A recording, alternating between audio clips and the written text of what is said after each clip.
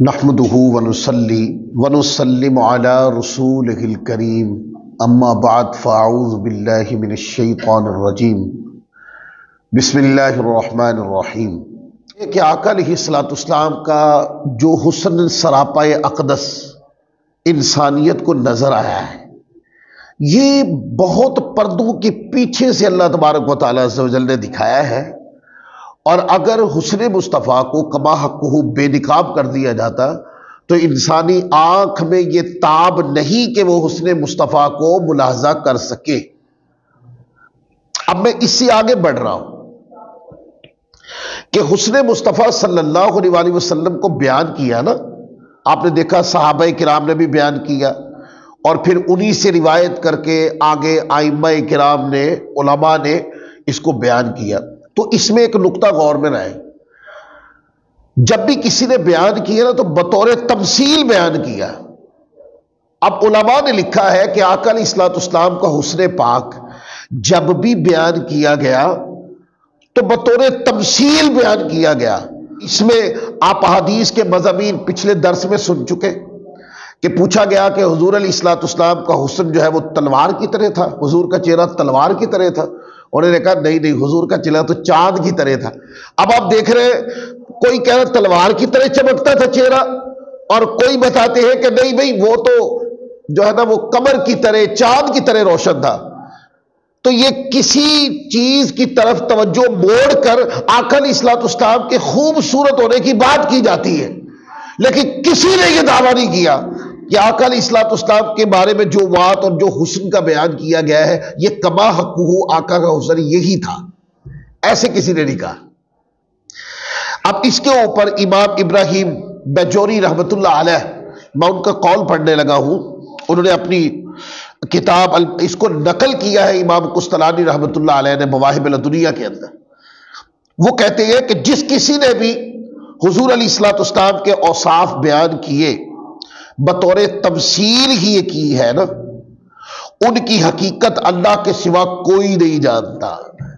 تو حضرت امام ابراہیم بیجوری رحمت اللہ علیہ بھی یہی بیان کرتے ہیں کہ بیان کرنے والوں نے بطور تمثیل آقا علیہ السلام کے اعلیٰ حسن کو بیان کیا کہ حضور جیسا کوئی نہیں تھا، پر آقا علیہ السلام کا کما حقہ حسن اللہ کے علاوہ کسی کو پتہ نہیں۔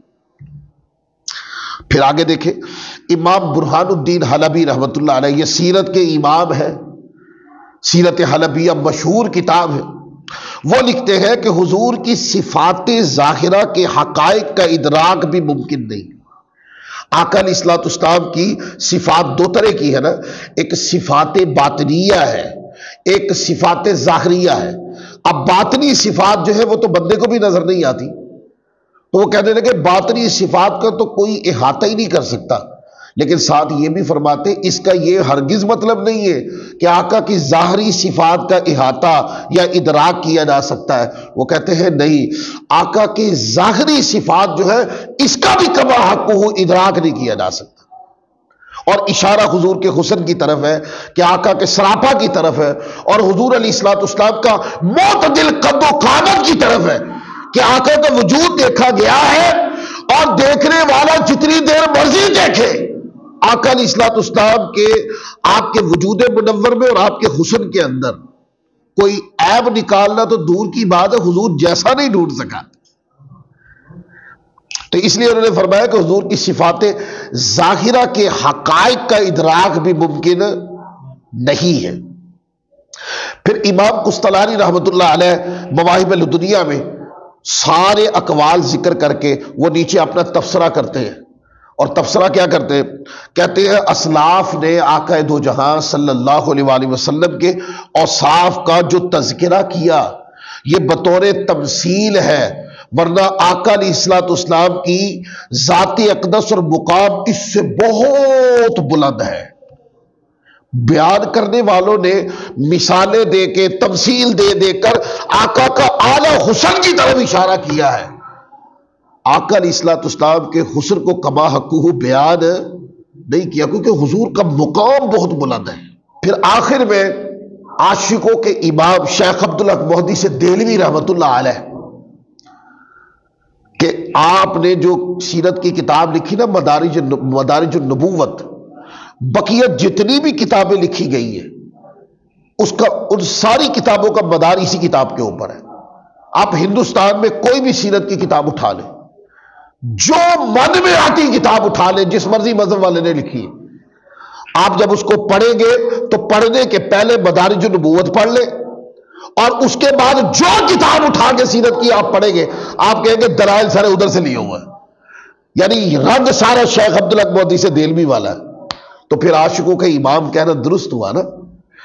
آپ فرماتے ہیں کہ میں نے حضور علیہ الصلوۃ والسلام کے محامد اور محاسن پر اظہار خیال کرتے ہوئے ہمیشہ ہچکچاہٹ محسوس کی ہے، گھبرایا ہوں میں، مجھے جھجک آئی ہے جب بھی میں نے آقا علیہ الصلوۃ والسلام کے اوصاف پہ بات کی ہے۔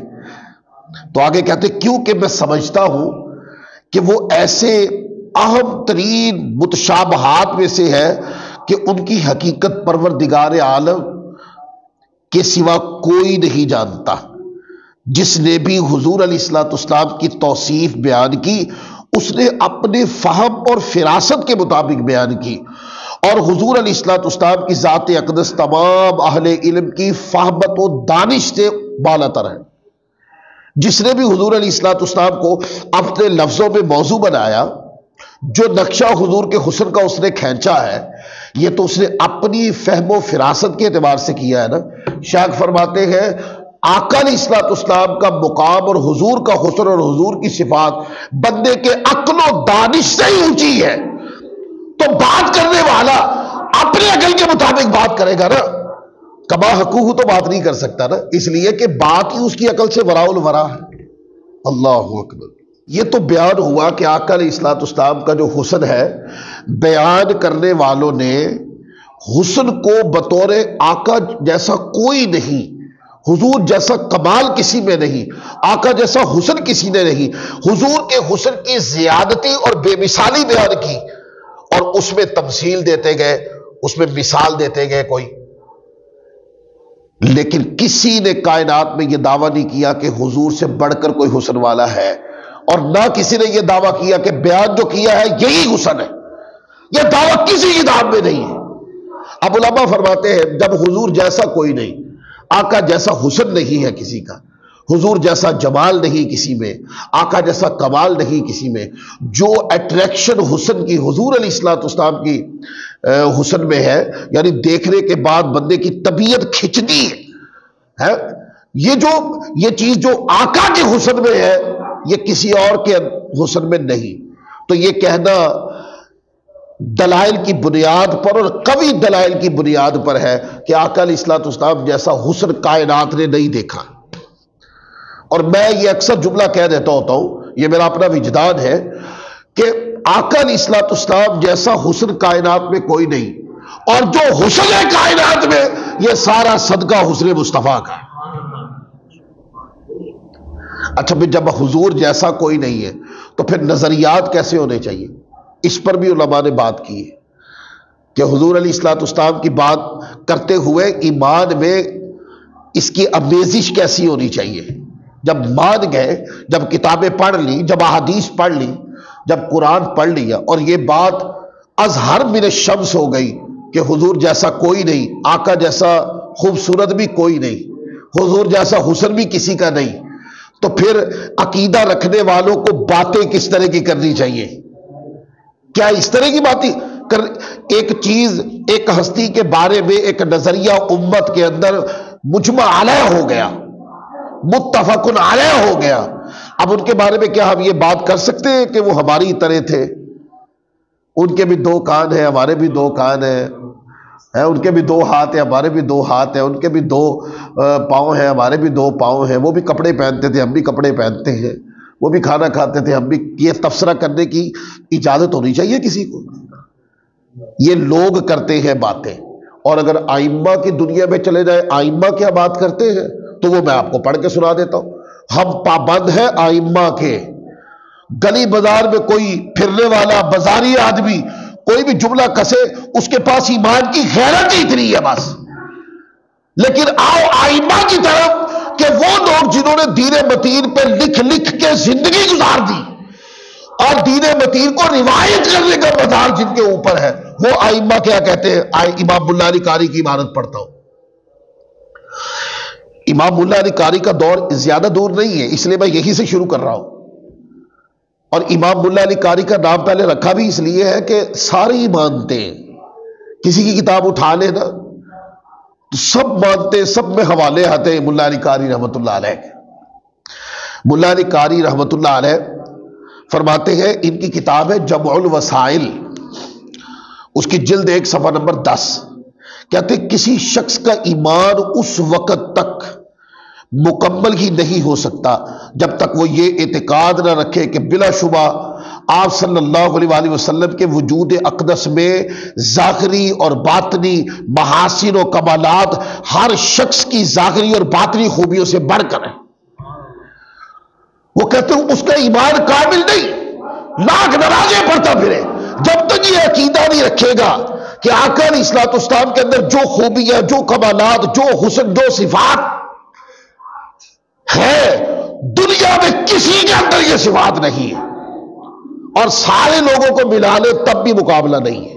یہ جملہ میری طرف سے ایڈ کر لیں، جب تک اس طرح نہ مانے اس کا ایمان کامل نہیں ہے۔ یعنی بتایا ملا علی قاری رحمۃ اللہ علیہ نے کہ آقا کے جب بھی بات کرو، جب حضور کے جمال کی، آقا کی ذات کی، حضور کی صفات کی، خصائص کی جب بات کرو تو ایسے پیش کرو ممبر کے اوپر آقا علیہ الصلوۃ والسلام کے حسن سراپا اقدس کو کہ سننے والے کو لگے کہ کسی ایسی ہستی کا ذکر ہو رہا ہے کہ کائنات میں ان جیسا ہے ہی کوئی نہیں۔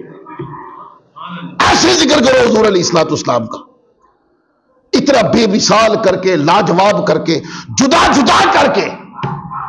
وہ یہ کہنا چاہتے ہیں کہ یہ ایسی گفتگو کریں گے تو ایمان کامل والے ہیں، مگر ابھی تو پروسیس میں ہے۔ اب لوگ پوچھے نا کہ آپ لوگ جب حضور کی بات کرتے ہیں تو دیوانے کیوں ہو جاتے ہیں؟ یہ کامل الایمان ہونے کی علامت ہے کہ جب حضور علیہ الصلوۃ والسلام کی بات آئے تو دیوانہ پن آنا چاہیے۔ آقا کے حسن کی بات ہو، چہرے پہ مسکراہٹ نہ آئے اور طبیعت میں مچلن نہ آئے اور دیوان کی جوش میں نہ آئے، وہ کو امتی ہوتا ہے۔ اگلی بات یہ پیچھے میں نے قول پڑھا تھا مواہب لدنیہ سے شیخ ابراہیم بیجوری رحمۃ اللہ علیہ، انہی کی کتاب سے میں دوبارہ پڑھ رہا ہوں۔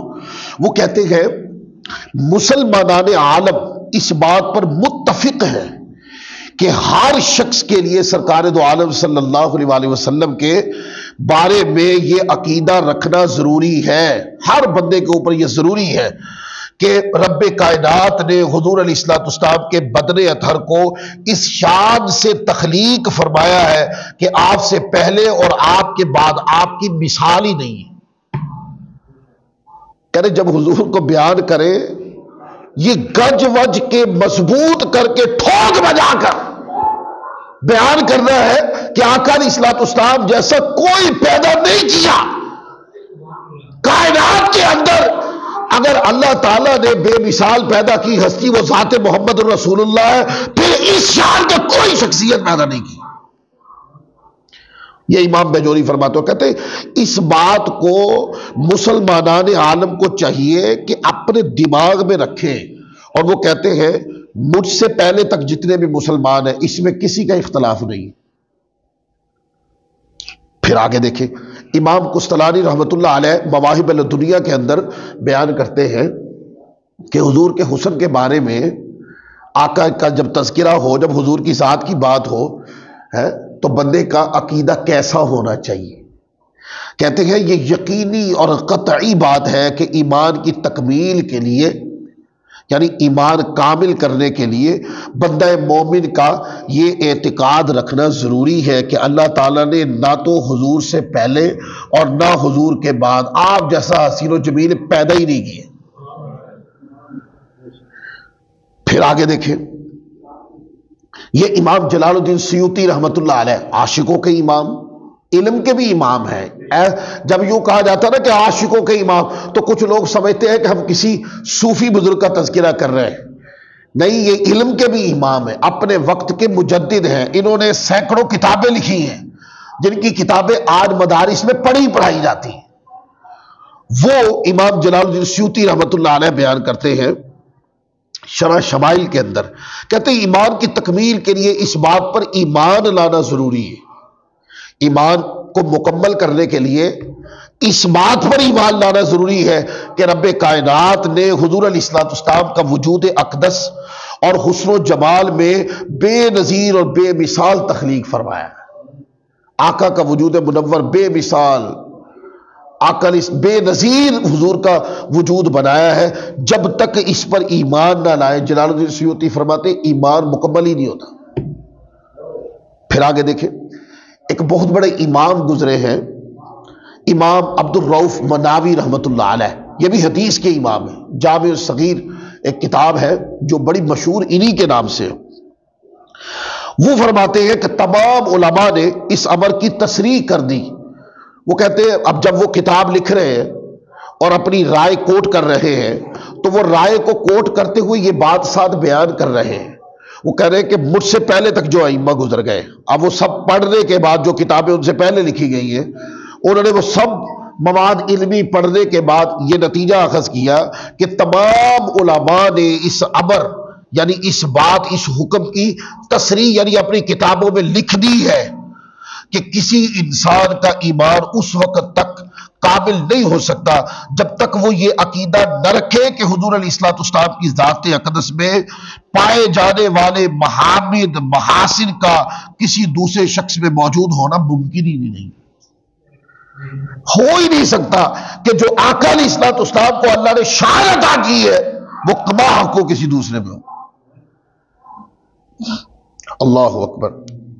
پھر اپنی اسی کتاب کے اندر آگے بات بیان کرتے ہیں اور اس کو امام نبہانی رحمۃ اللہ علیہ جواہر البحار میں نقل کرتے ہیں، اور اس کو امام ابن حجر مکی ہیثمی رحمۃ اللہ علیہ نے بھی یہ دلیل اخذ کی اپنی کتاب کے اندر۔ امام نبہانی جواہر البحار میں اس کو نقل کرتے ہیں، کہتے ہیں کہ امام ابن حجر ہیثمی کہتے ہیں اے مسلمان، تیرے اوپر واجب ہے کہ تو اس اعتقاد یعنی اس بات کا عقیدہ رکھے کہ حضور علیہ الصلوۃ والسلام پر ایمان کامل کا تقاضا سمجھے کہ اللہ تعالیٰ نے جس طرح حضور علیہ الصلوۃ والسلام کے جسم مبارک کو حسین اور جمیل اور کامل بنایا، اس طرح آپ سے پہلے اور آپ کے بعد کسی شخص کو ایسا نہیں بنایا۔ اب مسلمان تیرے اوپر یہ بات واجب ہے۔ اب جو ائمہ باتیں کرتے تھے وہ تو میں نے ساری کر دی، اور کوئی بندہ آقا علیہ الصلوۃ والسلام کی بات کرتے ہوئے بازاری لب و لہجے پہ آ جائے ہے اور آپ کو لگے کہ جیسے کسی عام شخصیت کی بات ہو رہی ہو، بات کرنے والا بات کر رہا ہے تو آپ کو محسوس یہ ہو رہا ہے کہ شاید ایسی شخصیت کی بات ہو رہی ہے جس جیسا کوئی ہے، تو اس مولانا کی تقریر سے اٹھ جانا ہی ضروری ہے، کیونکہ جو وہ آقا علیہ الصلوۃ والسلام کے حسن سراپہ اقدس کی بات کرتے ہوئے تاثر دے رہا ہے، اسی کو بدعقیدگی کہتے ہیں۔ جس وقت حضور کی بات ہو تو سننے والوں پر یہ امپریشن قائم ہونا چاہیے کہ ایسی ہستی کی بات ہو رہی ہے جس جیسا کوئی نہیں ہے۔ آپ دیکھتے ہیں جتنے بھی اوصاف تمام انبیاء کرام میں ہیں، علیحدہ ہے نا، مطلب کسی نبی علیہ الصلوۃ والسلام کو معجزہ دے دیا کہ وہ لوہے کو موم کر دیتے تھے، اور کسی کو معجزہ دے دیا کہ سمندر میں راستے بنا دیتے تھے، اور کسی کو معجزہ دیا کہ وہ پتھر سے پانی پلا دیتے تھے، اور کسی کو معجزہ دیا کہ مردے زندہ کر دیتے تھے، اور آنکھوں پہ ہاتھ پھیرتے تھے تو شفا دے دیتے تھے۔ یہ انبیاء کرام کو مختلف مواقع پر یہ معجزات عطا کیے گئے، ایسا ہے کہ نہیں؟ آپ سارے پڑھ لیں اور سارے پڑھنے کے بعد حضور علیہ الصلوۃ والسلام کی شخصیت کو دیکھیں، جتنے بھی انبیاء کرام تشریف لائے ان کو جتنی بھی شانیں عطا کی گئی وہ ساری شانیں آقا علیہ الصلوۃ والسلام میں موجود ہوں گی، اور اس کے بعد معراج کروائی جیسی مصطفیٰ کو کروائی ویسی کسی اور نبی کو نہیں کروائی۔ دیدار مانگنے تو موسیٰ علیہ السلام بھی گئے تھے نا، آگے آئے گی تو پھر گفتگو کریں گے۔ دیدار انہوں نے مانگا، دیدار، قال ربی ارنی انظر الیک، کہا مولا میں تجھے دیکھنا چاہتا ہوں، تیرا دیدار کرنا چاہتا ہوں، قال لن ترانی، منع کر دیا، کہ موسیٰ آپ نہیں دیکھ سکتے، آپ نہیں دیکھ سکیں گے۔ اور آقا علیہ الصلوۃ والسلام فرماتے اللہ نے فرشتہ بھیجا، موسیٰ علیہ السلام نے زمین پر کھڑے ہو کر دیدار مانگا، اللہ تعالیٰ نے آقا علیہ السلام اس زمین سے آسمان فلک کی طرف بلایا، آسمان دنیا کی طرف بلایا، اور دنیا کے ہر مقام کو آقا علیہ السلام سے دور کر دیا، حتیٰ کہ جس کو مقام یا مکان کہتے ہیں آقا علیہ السلام کو اس سے وہاں سے بھی نکال لیا، اور اللہ نے اپنا دیدار کرایا، بلا کیف اپنا دیدار کروایا۔ میں اکثر کہتا ہوتا ہوں کہ یہ دیدار زمینوں سے نکال دیا، آسمان فلک سے نکال دیا ہے، عالم کائنات سے حضور کو نکال لیا، اور ایسے مقام پر آقا علیہ السلام کو اللہ تعالیٰ عز و جل نے مقام عطا فرمایا جس کو مقام بھی نہیں کہتے، اس لیے کہ حضور علیہ السلام جب اللہ کا دیدار کرے تو بعد میں عقل کے گھوڑے دوڑائے جائیں گے نا کہ ایسا نہیں تو ایسا نہیں تو ایسا نہیں، تو حضور کو اس سطح پر، اس مقام پر لے جا کر دیدار کروایا کہ بعد میں کوئی تول نہ سکے۔ تولنے والے نا مقام کو تول سکتے ہیں، لا مقام کو تول نہیں سکتے، تو آقا کو لا مقام ہی لے جا کر دیدار کروایا تاکہ مصطفیٰ کی شان میں تول سکے کوئی۔ پھر اسی طریقے سے اور بھی انبیاء کرام میں یہ معجزہ تھا کہ وہ پتھر کے اوپر مطلب عصا مارا تو چشمے جاری ہو گئے، لیکن آقا علیہ السلام نے پتھر سے بھی پانی پلایا، آقا علیہ السلام نے عصا مارا زمین سے پانی ابلا، آقا علیہ السلام نے دعا کی تو آسمان سے پانی ٹپکا، بارش برسی، اور جب حضور نے چاہا جب برسی، اور جتنی بار چاہا جب برسی، اور جب حضور نے روکا تب رک گئی، جب کہا برسی جب روکا رک گئی، اور جب حضور نے نہیں روکا تو رکی بھی نہیں۔ لیکن آقا علیہ السلام کی شان کی بے مثالی تو اپنے اوج ثریا پر پہنچی، اور حضور کی مثال کائنات میں نہ رہی۔ جب صحابہ نے کہا یا رسول اللہ پانی نہیں، تو حضور علیہ السلام نے اپنا دستی اقدس رکھا اور انگلیوں سے پانی کے چشمے جاری ہو گئے۔ اب کائنات میں یہ واقعہ سوائے آقا علیہ السلام کی ذات کے کہیں ثابت نہیں۔ اس لیے علماء نے فرمایا کہ باقی انبیاء کرام میں جتنی بھی شانیں تھیں، جتنی صفات تھیں، وہ سب صفات ذات مصطفیٰ میں موجود تھی، اور جب وہی شانیں مطلب ایک شان پہلے انبیاء کرام کو عطا فرمائی، جب وہی شان آقا علیہ السلام کو ملی تو اس کی عظمت بڑھ گئی، اور اس کے ساتھ پھر ایسے کمالات آقا کو عطا فرمائے کہ جو کائنات میں ظہور پذیر حضور سے پہلے نہیں ہوئے تھے۔ یار کائنات نے نا ڈوبا ہوا سورج نکلتا نہیں دیکھا تھا، ڈوبا ہوا سورج کائنات نے کبھی بھی، آسمان پہ یہ واردات ہی نہیں ہوئی، کبھی آسمان کو خبر ہی نہیں تھی اس بات کی۔ آسمان کے اوپر تو جو قانون چل رہا ہے، قدرت کا جو قانون ہے، وہ تو یہ ہے کہ سورج نکلتا ہے اور ایک طرف سے نکلتا ہے دوسری طرف میں ڈوب جاتا ہے، اسی اکائی پہ نظام چل رہا ہے نا، تو جدھر ڈوب جاتا ہے ادھر سے کبھی سورج نہیں نکلا۔ یہ میں اس لیے کر رہا ہوں کہ ہمارے ہاں سورج مشرق سے نکلتا ہے مغرب میں ڈوب جاتا ہے، اور دیگر ممالک میں ہو سکتا ہے سمت چینج ہو،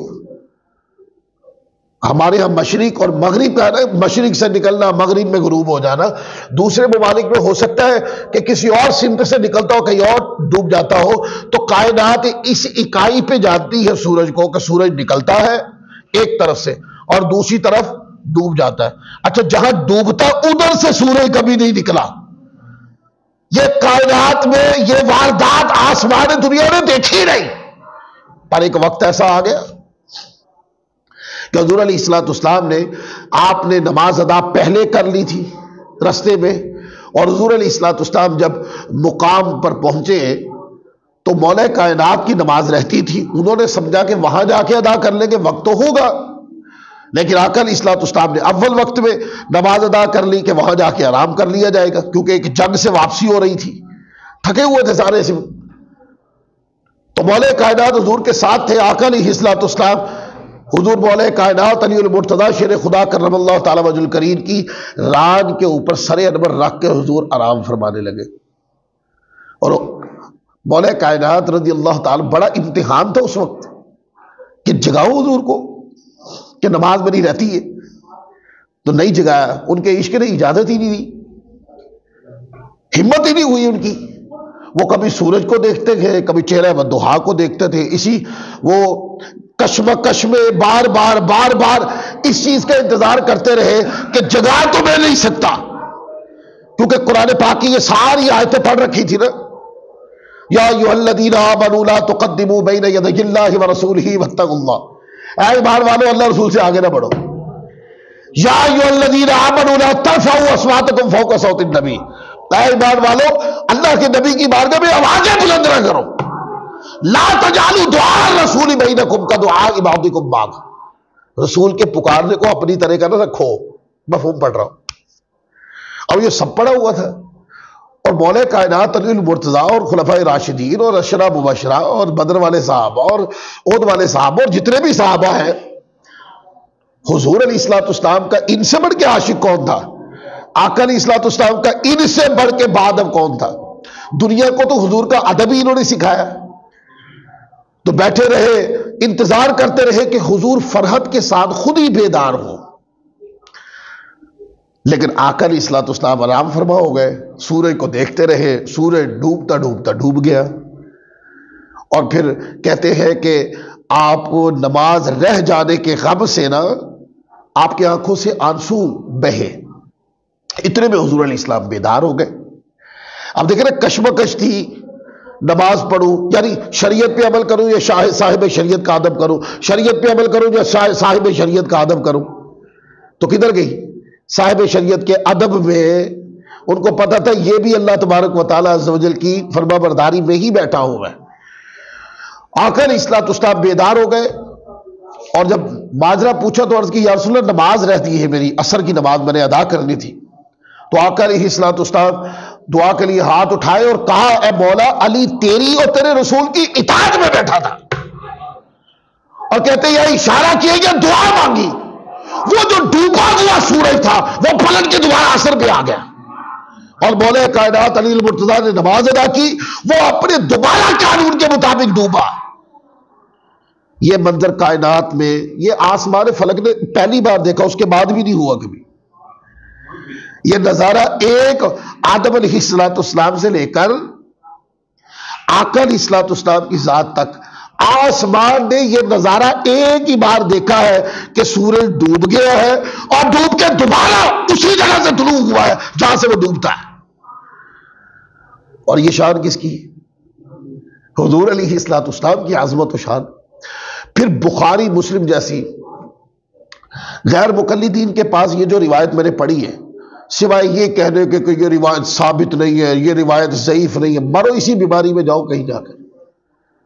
عاشقوں کی مجلس میں نے آپ کو کہا ہم تو پرواہ نہیں کرتے کسی کی بھی،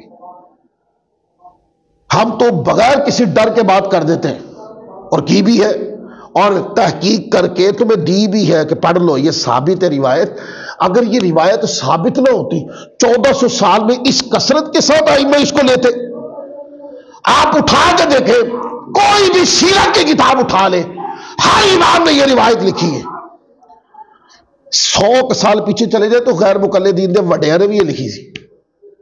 بعد آلے روح کو بخار ہوا ہے.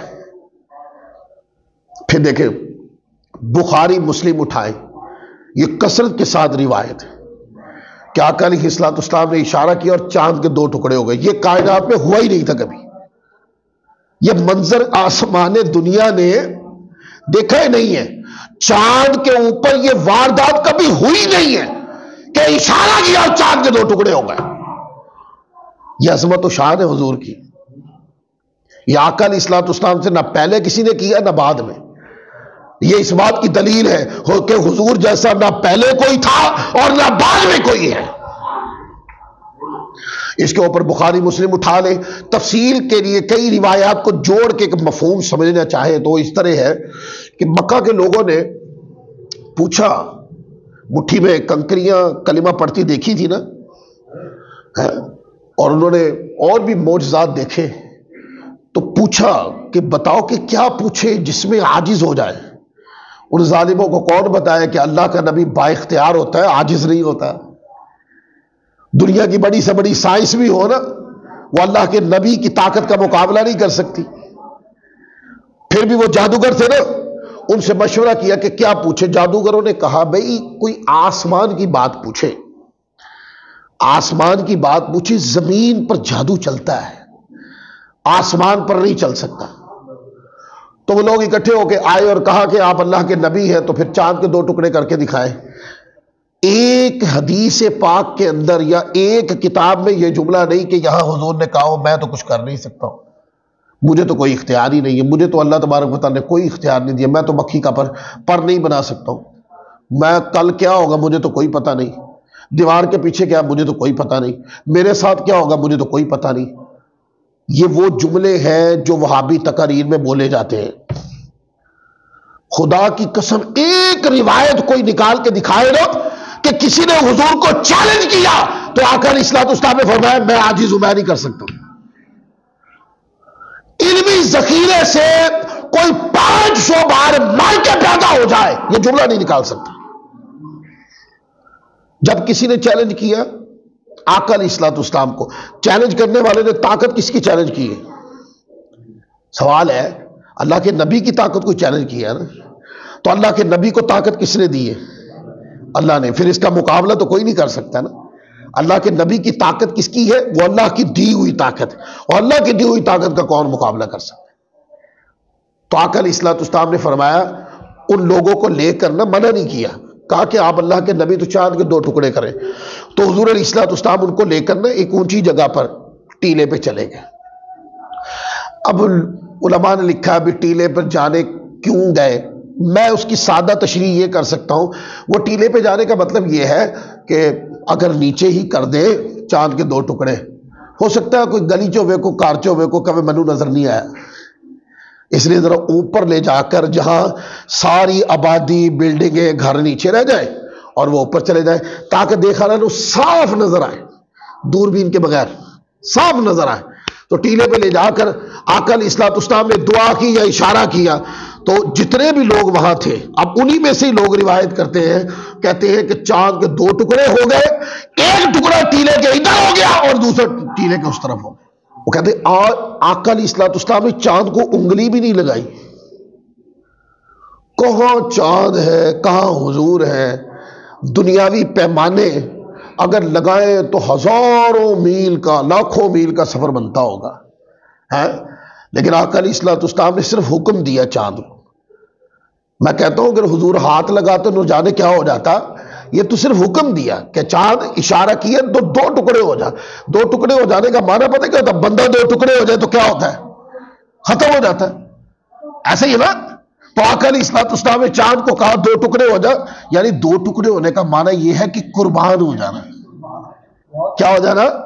قربان ہو جانا. حضور نے اشارہ کیا چاند 2 ٹکڑے ہو گیا، یعنی حکم مصطفیٰ پہ چاند قربان ہو گیا.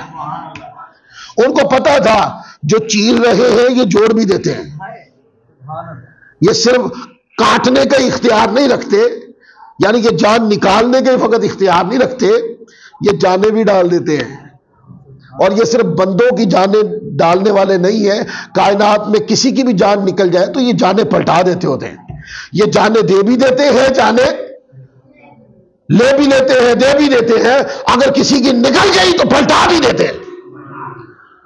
تو پھر چاند دوبارہ جڑ گیا تو آج دیکھ رہے. اور قرآن نے کہا اقتربت الساعۃ وانشق القمر، کہ قیامت قریب آ گئی اور چاند شک ہو گیا. آقا علیہ الصلوۃ والسلام کے بعد کسی نبی علیہ الصلوۃ والسلام کا دور نہیں آنا. سو حضور کا دور ہی قیامت کے ساتھ جڑا ہوا ہے. لہذا علماء نے فرمایا یہ آیت کریمہ اس بات کی دلیل ہے کہ آقا علیہ الصلوۃ والسلام نے چاند کے 2 ٹکڑے کیے ہیں. اب دیکھیں ہے کوئی مثال کائنات میں ملتی؟ بولے. حضور علیہ الصلوۃ والسلام جانوروں کو آگے بڑی تفصیل آئے گی، جب وقت آئے گا تو اس کے اوپر بیان کروں گا میں کہ آقا علیہ الصلوۃ والسلام کو صرف انسان ہی نہیں پہچانتے. آقا علیہ السلام کون سی مخلوق ہے جو حضور کو نہیں جانتی؟ یہ پورا ایک موضوع ہے. اس پر ایک حدیث پڑھتا ہوں جس سے آپ کو بقیہ ساری چیزیں کھل جائیں گی. ایک گڈڑیا تھا، وہ لکڑیاں کاٹ رہا تھا. اس کو کئی ائمہ نے کتابوں میں لکھا، امام طبرانی رحمۃ اللہ علیہ نے موجم میں بھی اس کو لکھا. ایک گڈڑیا تھا، وہ لکڑیاں کاٹ رہا تھا اور بکریاں بھی چراتا تھا وہ، اور بکریوں کے لیے شاید کچھ کھانے کے لیے یا اپنی ضرورت کے لیے لکڑیاں کاٹ رہا ہوگا۔ تو ایک شیر آیا اور اس نے نا اس کی جو بکریاں چر رہی تھی ان بکریوں کو نا، ان میں سے ایک بکری کے اوپر چپٹا مار کے نا، پنجابی میں کہتے ہیں جھپٹ کر، ایک بکری جو ہے نا منہ کے اندر دبا لی اور جانے لگا نا، تو وہ جو لکڑ ہارا تھا نا، اس نے وہ لکڑی کے ساتھ شیر کے منہ کے اوپر مارا اور بکری چھڑا لی۔ اب روایت میں آتا ہے کہ جب یہ کام کیا تو شیر جو ہے وہ فصیح عربی میں گفتگو کرنے لگا۔ کس میں؟ فصیح عربی میں، یعنی جیسے ہم کہتے ہیں نا کہ اردو بولنا، ایک ہوتی ہے گلابی اردو، پنجابی اردو مکس ہے، اس کو کہتے ہیں کہ عام اردو ہے، ایک ہوتی فصیح اردو جس کے اندر پنجابی کا ایک لفظ مکس نہیں ہوتا، صاف صاف جو زبان کے تقاضے ہیں اس کے مطابق بولنا، اور یہ زبان بولنا مشکل ہوتی ہے۔ اسی طرح عربی میں بھی ہے کہ دیگر زبانوں کے الفاظ مکس کر دیے جاتے ہیں، لیکن جو اصلی عربی بولتے ہیں اور اچھے اچھے سترے سترے اور قیمتی قیمتی الفاظ کے ساتھ بولتے ہیں، ان کو کہتے ہیں یہ فصاحت کے ساتھ بول رہے ہیں۔ کس کے ساتھ بول رہے ہیں؟ فصاحت کے ساتھ۔ کہتے ہیں کہ جب اس شیر کو مارا تو وہ فصیح عربی کے اندر گفتگو کرنے لگا۔ گڈریا وہ جو لکڑ ہارا تھا وہ کہنے لگا کمال ہے، یہ جانور بھی باتیں کر رہے ہیں، عجیب بات ہے، جنگل کے شیر بھی باتیں کر رہے ہیں عربی کے اندر۔ شیر کہنے لگا تمہیں یہ عجیب لگا کہ میں باتیں کر رہا ہوں؟ اس سے بھی عجیب بات بتاؤں، تمہیں یہ عجیب لگا کہ شیر عربی فصیح عربی کے اندر گفتگو کر رہا، یہ عجیب لگا؟ اس سے بھی عجیب بات بتاؤ۔ اس نے کہا بتاؤ۔ اس نے کہا یہ جو شہر مدینہ کھجوروں والا شہر ہے، یہ دو پہاڑوں کے درمیان جو شہر ہے، اس میں اللہ کے وہ نبی ہے کہ جو کچھ ہو چکا وہ ساری خبریں دیتے۔ یہ حضور کا تعارف ہے۔ پھر وہ واقعہ مسجد نبوی کے اندر اٹھا لے سیاستہ، بڑی بڑی ہے سیاستہ اس کے اوپر، میں روایت پڑھوں گا تو پتہ لگ جائے گا۔ آقا علیہ الصلوۃ والسلام ایک ٹہنی کے ساتھ حضور ٹیک لگا کر خطاب فرمایا کرتے تھے۔ جب ممبر نہیں بنا تھا حضور خطاب فرمایا کرتے، اور پھر بعد میں کسی نے کہا یا رسول اللہ اجازت دے ممبر بنایا آپ کے لیے، اور میں اس چیز کا ہنر رکھتا ہوں یا رکھتی ہوں، مختلف روایات ہیں۔ تو آقا علیہ الصلوۃ والسلام نے اجازت دے دی، تو وہ ممبر تیار ہو کر آقا علیہ الصلوۃ والسلام کے نشست مقدس حضور علیہ الصلوۃ والسلام کے سراپا اقدس جہاں سے سب کو نظر آئے، تو وہ اونچا کر کے کہ ممبر بنا دیا گیا، اور وہ اس لیے بھی تھا تاکہ آقا علیہ الصلوۃ والسلام جب نشست پر براجمان ہوں تو زیارت دور تک حضور علیہ الصلوۃ والسلام کی ہو، اور فیض یاب ہونے والے دور تک حضور علیہ الصلوۃ والسلام کا جلوہ دیکھیں۔ ممبر بن گیا، مسجد نبوی میں رکھ دیا گیا۔ اب آقا علیہ الصلوۃ والسلام پہلا دن ہے ممبر پہ بیٹھنے کا، حضور مسجد نبوی میں آ رہے ہیں۔ جس ٹہنی کے ساتھ حضور ٹیک لگا کر خطاب فرماتے یا صحابہ کرام کے ساتھ گفت و شنید کرتے، وہ تھوڑا دوسری طرف ہے۔ آقا علیہ الصلوۃ والسلام تشریف لائے، آج اس طرف مڑے نہیں۔ یہ وہ مثالیں کوٹ کر رہا ہوں جو پہلے نہیں واقع میں آئی۔ آج اس طرف مڑے نہیں، ٹہنی کی طرف نہیں مڑے، بلکہ حضور علیہ الصلوۃ والسلام آپ ممبر کی طرف جلوہ نمائی فرمائی آپ نے۔ کہتے ہیں جیسے ہی اس ٹہنی کو پتہ چلا کہ آج حضور میری طرف نہیں آ رہے، ممبر کی طرف جا رہے، صحابہ کرام کہتی ہیں وہ ٹہنی دھارے مار مار کر عشق مصطفیٰ میں رونے لگی۔ اب یہ جو جملے ہیں نا حدیث کے اندر کہ وہ ٹہنی دھارے مار کے رونے لگی، اس کا مطلب یہ ہے کہ اس کا رونا جو ہے وہ معجزاتی طور پر آقا علیہ الصلوۃ والسلام ہی فقط نہیں سن رہے تھے، بلکہ سارے مسجد میں صحابہ بھی سن رہے تھے۔ حیران تو ہو ہی گئے ہوں گے، حیران ہو گئے ہوں گے صحابہ کرام کہ ہم نے سمجھا تھا کہ شاید حضور کے عشق میں ہم ہی مغموم ہیں، پر یہ تو کائنات کی ہر چیز حضور کی محبت میں گم رہی ہے، تارا حضور کی محبت میں۔ اب اس میں مختلف الفاظ ہیں، وہ کہتے ہیں وہ اتنا زور زور سے روئی کہ صحابہ کرام کہتے ہیں مسجد گونج اٹھی۔ بعض روایات میں کہتے ہیں وہ اتنا زور سے روئی، وہ ٹہنی جو ہے اتنا زور سے روئی، کہتے ہیں ایسے جیسے اونٹنی نہیں چلاتی، کتنی دور تک اس کی آواز ایسی آواز آئی۔ پھر کہتے ہیں کہ حضور علیہ الصلوۃ والسلام اس کی طرف مڑ گئے، آقا علیہ الصلوۃ والسلام اس کے پاس گئے، اور اس کے پاس جا کر حضور علیہ الصلوۃ والسلام اس کو پیار فرمانے لگے۔ اب اگلے جملے بڑے پیارے حدیث میں کہتے ہیں وہ سسکیے لے کر خاموش ہو گئی. کیا ہو گئی؟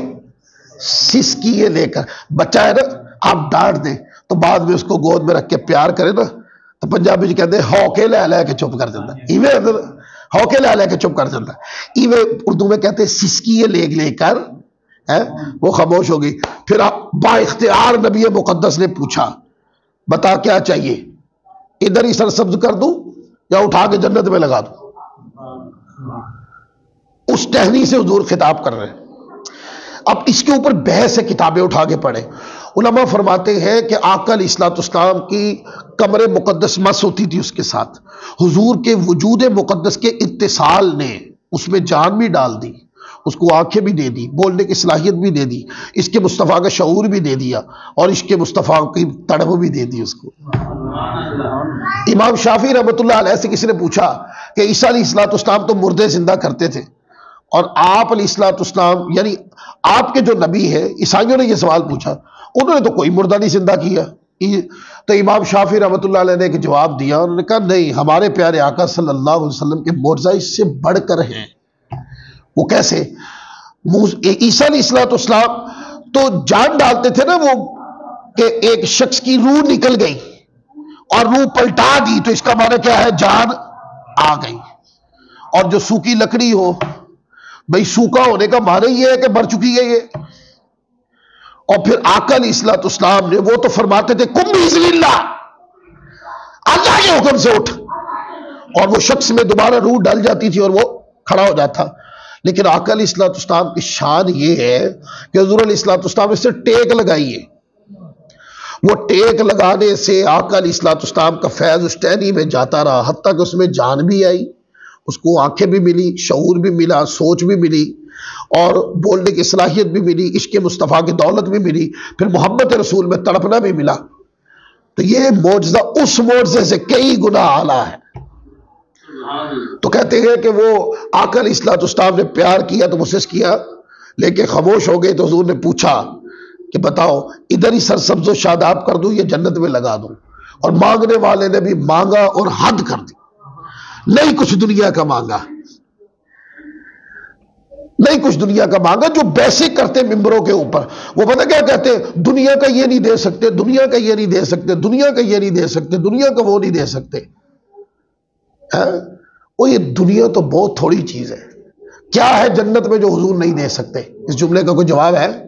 اور اللہ کے بندو، یہ تو وہ با اختیار رسول اور نبی ہے صلی اللہ علیہ وسلم کہ جو دنیا میں ہی جنت رام کر رہے ہیں. یا پوچھا کہ بتاؤ ادھر سرسبز و شاداب کر دوں یا اٹھا کے جنت میں لگا دوں؟ اس پودے نے کہا حضور مجھے جنت میں ہی لگا دیں. کتنا شعور تو اس کو کہ دنیا سے بہتر ہے جنت. یہ شعور بھی حضور کے فیض نہیں کیا تھا. تو آقا علیہ الصلوۃ والسلام نے فرمایا کہ اس کو اٹھا کے میرے ممبر کے نیچے لگا دو. اب پڑھے بخاری مسلم کی وہ روایات، ما بین بیتی و ممبری روضۃ من ریاض الجنہ. حضور نے فرمایا میرے ممبر اور میرے گھر اور ممبر کے درمیان جو جگہ ہے وہ ساری جنت کی کیاری ہے. اور امام بخاری رحمۃ اللہ علیہ نے اس روایت کو جب بیان کیا سند کے ساتھ تو اس میں لفظ ہے ما بین بیتی و ممبری روضۃ من ریاض الجنہ. لیکن جب اس کا ترجمہ الباب بنایا تو اس میں کہا ما بین قبری و ممبری روضۃ من ریاض الجنہ. کہ حضور نے فرمایا کہ میرے قبر اور میرے ممبر کے درمیان جتنی بھی جگہ ہے، فرمایا یہ ساری جنت کی کیاری ہے. اب یہاں کہ تھوڑی سی بات کروں کہ حدیث پاک میں تو قبر کا ذکر بعض روایات میں آیا ہے، لیکن امام بخاری نے ترجمۃ الباب قبر کے نام سے ما بین قبری و ممبری کیوں لگایا؟ اس لیے کہ امام بخاری رحمۃ اللہ علیہ جب اس حدیث کو وارد کرنے لگے نا بخاری شریف میں، تو ان کے ذہن میں یہ آیا، ہو سکتا ہے حضور کے وصال کے بعد کوئی حضور کی قبر کو نہ مانے، جیسے آج کل لوگ ہوتے ہیں. حضور کی قبر کی نیت سے سفر کیا تو لوگ کہتے ہیں سفر حرام ہو جاتا ہے، اور قبر کی نیت سے سفر نہیں کر سکتے، گنبد خضرا کی نیت سے سفر نہیں کر سکتے، اور بڑے لوگ گلے پھاڑ پھاڑ کے ہمیں مسئلے بتاتے ہیں. ایسا ہے کہ نہیں؟ یہ سوال امام بخاری کے دماغ میں بھی اٹھا تھا، اور انہوں نے اس کا جواب ترجمۃ الباب میں لکھ دیا کہ حدیث میں گھر کا ذکر تو ہے، پر اوپر ترجمۃ الباب میں امام بخاری نے قبر کا ذکر کر دیا تاکہ پتہ چل جائے کہ گھر کا لفظ آئے یعنی میرے گھر اور ممبر کے درمیان یا میری قبر اور ممبر کے درمیان، جو بھی جگہ ہے وہ جنت کی کیاری ہے۔ اچھا، امام بخاری شریف سے روایتیں پڑھ کے مفہوم بدل کر لوگ یہ نتیجے اخذ کرتے ہیں جی 3 مسجدوں کے علاوہ کسی دوسری مسجد کی طرف بسترے نہیں بننے چاہیے، یعنی سفر نہیں کرنا چاہیے۔ میں نے کہا اللہ کے بندو، اگر آقا کی قبر انور کی نیت سے سفر کرنا یہ جائز نہ ہوتا تو امام بخاری ترجمۃ الباب میں قبر کا ذکر ہی کیوں کرتے؟ قبر کا ذکر کر کے کہ ماں بین قبری و منبری روضۃ من ریاض الجنہ، یہ سمجھا تو رہے ہیں لوگوں، آقا کی قبر انور اور حضور کا ممبر اقدس یہ ساری جنت ہے، لہذا سفر کرنے والوں اس جنت کی نیت سے سفر کیا کرنا۔ تو آپ اٹھا کے پڑھ لئیے، میں نے ایک چھوٹا سا خاکہ بیان کیا آپ کے سامنے کہ حضور علیہ السلام کے اوصاف کو پڑھ لیں، کمالات کو پڑھ لیں، اختیارات کو پڑھ لیں، آقا علیہ السلام کے محاسن کو، محامد کو، حضور علیہ السلام کی عظمتوں کو پڑھ لیں۔ آپ جب کسی عظمت کی کتاب کھولیں گے آپ کو اس میں ثانی نظر نہیں آئے گا۔ اس لیے علماء نے فرمایا کہ جب حضور کی عظمتوں کا بیان آئے اور جب آقا علیہ السلام کی ذات اقدس کا تذکرہ ہو تو سننے والے اور سنانے والے کا عقیدہ یہ ہو کہ اللہ نے یہ ہستی تو بنائی ہے، پھر اس کے بعد اس جیسی بے مثال ہستی کوئی نہیں بنی۔ اللہ تعالیٰ ہم سب کو عمل